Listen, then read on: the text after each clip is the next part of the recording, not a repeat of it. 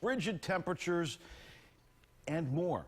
All a part of a massive storm system that is impacting millions of Americans this weekend. At least 5 deaths now blamed on this kind of weather. And the ice is not going to be melting anytime soon, as temperatures could stay below freezing at least through tomorrow.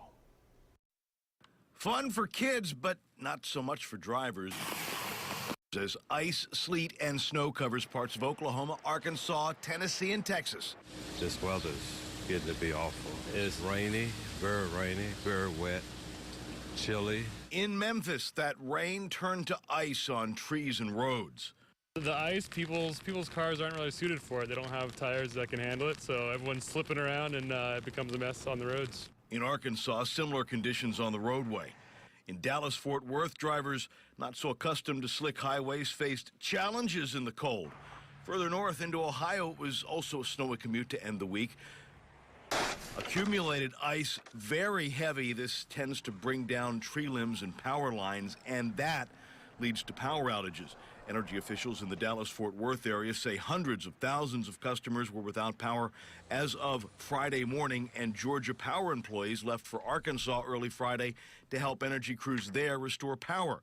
For people in Memphis, losing electricity is a top concern. Basically just power going out, heat going out, but hopefully since we're downtown, it won't be so bad. And guess what, folks? There is more of this on the way, with nasty conditions continuing through Sunday.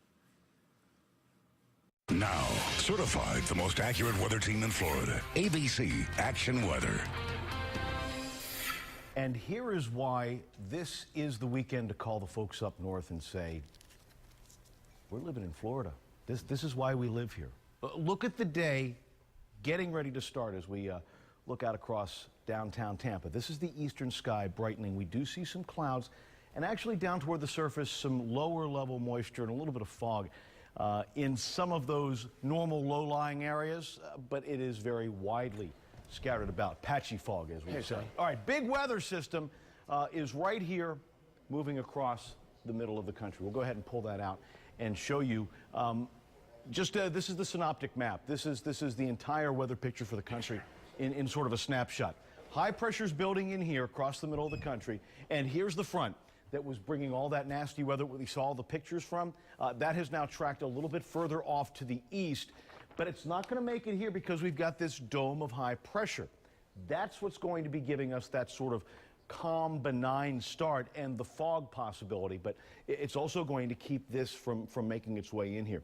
Nasty weather all up and down the east coast, though, today in association with that front. Once the fog lifts, we've got great weather on the way for today, with temperatures that are going to be starting off in the 60s and then pushing in through the 70s up into the low 80s. There you can see the front just kind of pushing into the panhandle, but that's as far as it's going to go. Our temperatures, again, starting off mostly in the 60s. We've got 69 in Tampa, 68 right now in St. Pete, 66 in Riverview and Lakeland at 64 degrees. All right, as far as your forecast goes, like I said, the envy of the nation, with blue skies out there and temperatures that are going to be pushing into about 83 to 84 degrees. Beach volleyball, sure. A round of golf, absolutely. And the chance to pick up the phone while you're sitting by the pool and say, hey guys, it's 84 degrees. How's the weather where you are?